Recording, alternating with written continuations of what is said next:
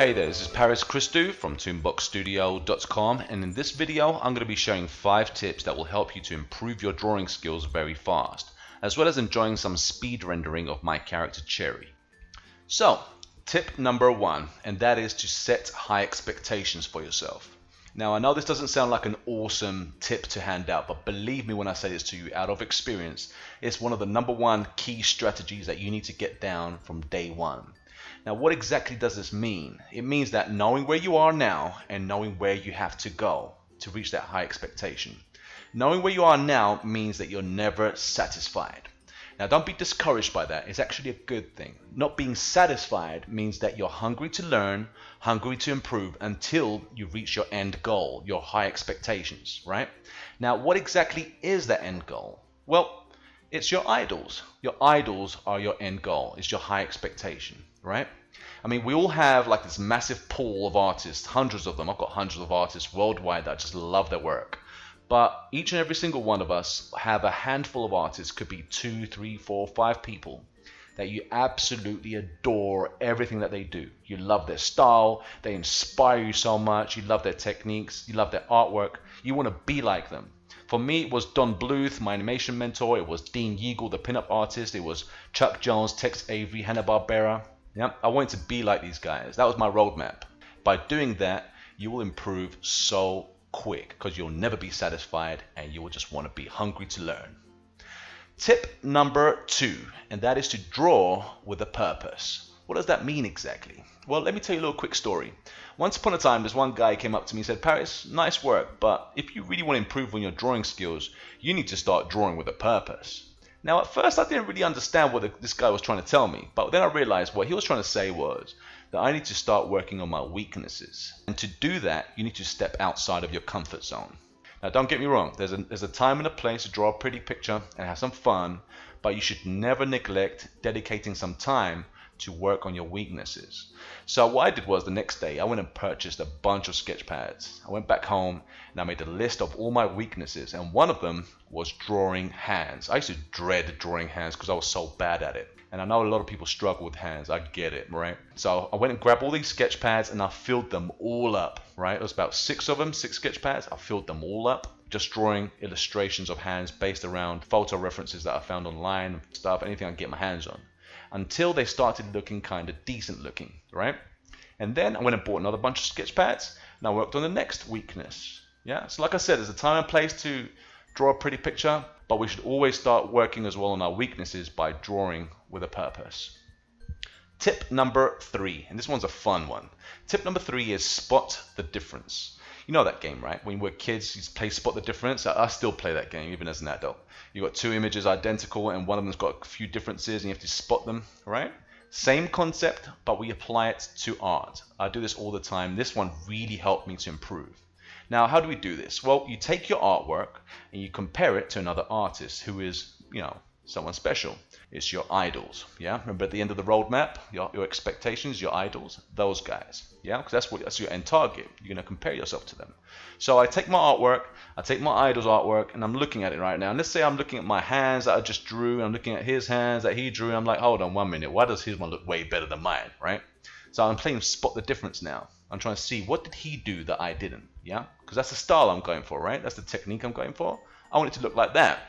Now, for you to really understand this concept, I'm going to give you an example. And it's a bit of a silly example, but ridiculously silly, but you'll get the gist of it after. So imagine now I'm sitting side by side with my idol, and someone says to us, I want you guys to draw a circle. So he starts drawing the perfect circle, right? And then I'm drawing a circle, but it doesn't look like a circle. It looks like a square, yeah? Now, in my eyes, that looks like a circle, yeah? Just like when I drew a hand and I thought it was really cool until I saw his hand and I was like, uh-oh, 1 minute. Mine doesn't look like his, yeah? So I'm drawing the square thinking it's a circle. And now I look at his, I'm thinking, oh, 1 minute. Mine doesn't look right. Why does his one look like that and mine looks like this? So this is stage 1. And that's realizing that there is a problem, yeah? You look at them, you start comparing the two and you play spot the difference. Now this is stage 2. Stage 2 is so important. It's very difficult once you train your eyes to observe. it gets easier. Now listen to this. So I'm looking at his one. His is nice, circular, round, you know, it's a nice circle, it's perfect. Now I'm looking at mine. Okay, mine's got edges, it's got flat surfaces on the sides and stuff. You know, okay, there's the problem, right? So stage 2 is spotting the problem. You see, realizing what the problem really is, knowing what it is, you already have the solution. Yeah, you now know how to fix it. And believe me when I say this is out of experience.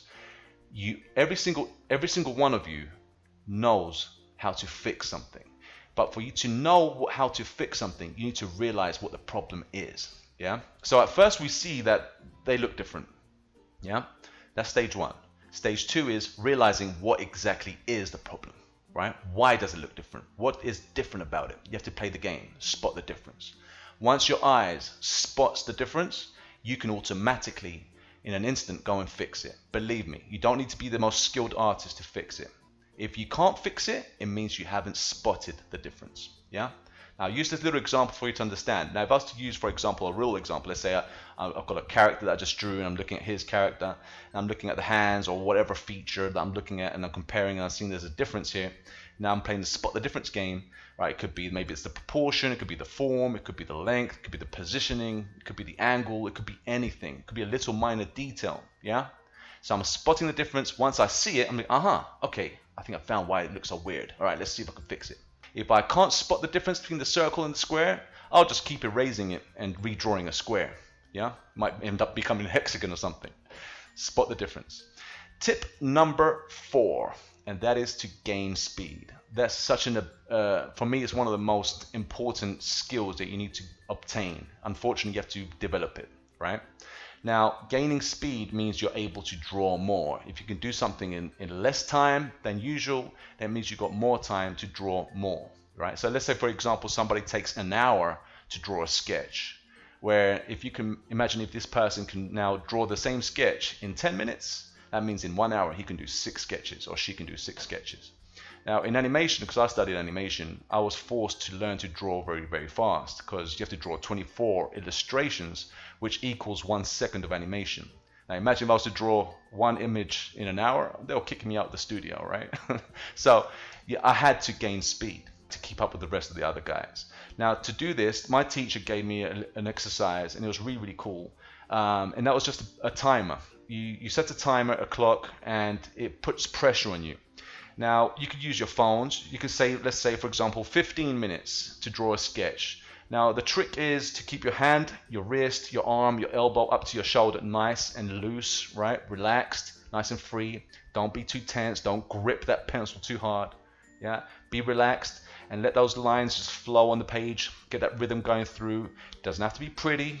Doesn't have to be all that detailed. You know, it doesn't be detailed or anything. Just keep it nice and loose and sketchy. Right? Spend 15 minutes on a sketch. Do this for a week or however long it takes you until you start getting the momentum going, until you start feeling confident. And then after that, once you get it down, next you just bring down the clock to about 10 minutes. Then you bring it down to 5 minutes. Bring the pressure up even more, down to 2 minutes, even 60 seconds. I've got videos on this channel you can go check out where I'm drawing sketches in under 60 seconds. All right, so gain speed, it will save you a lot of time.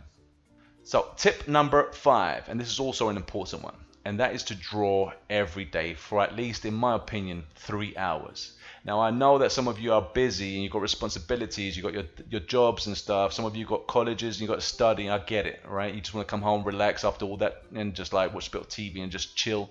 I understand that. But if you can't do 3 hours, bring it down to 2, maybe 1. If you're still struggling, at least do 1 page a day in your sketch pads. Just fill 1 page a day. You need to have momentum. You need to dedicate time. They say that it takes 10,000 hours to get good at any skill. Now this 10,000 hours rule, in my opinion, it varies between different people. Some people need more, some people need a lot less than that. But what they're trying to say is you need to dedicate time. The more time you invest, the quicker the results come. You save years. Yeah. A lot of you might see, okay, why am I not improving? Because you're not making it a priority. Dedicate time every day, at least 1 page. Everyone could do that. Right, so those are my tips for this little video. I hope you enjoyed it. Give me a thumbs up if you like this kind of tips, little videos, and I'll come back with another one. I hope you enjoyed my little drawing here, my rendering of Cherry, my character right there. You can find this final image on my Instagram account and also on my Facebook fan page. Links are in the description. If you want to learn to draw this character, my character Cherry, or learn to digital paint like this, I've got these awesome courses on my website, toonboxstudio.com. Links are also in the description.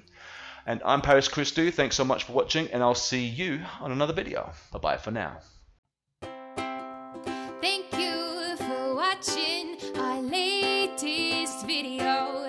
Cherry invites you to subscribe to Toonboxstudio.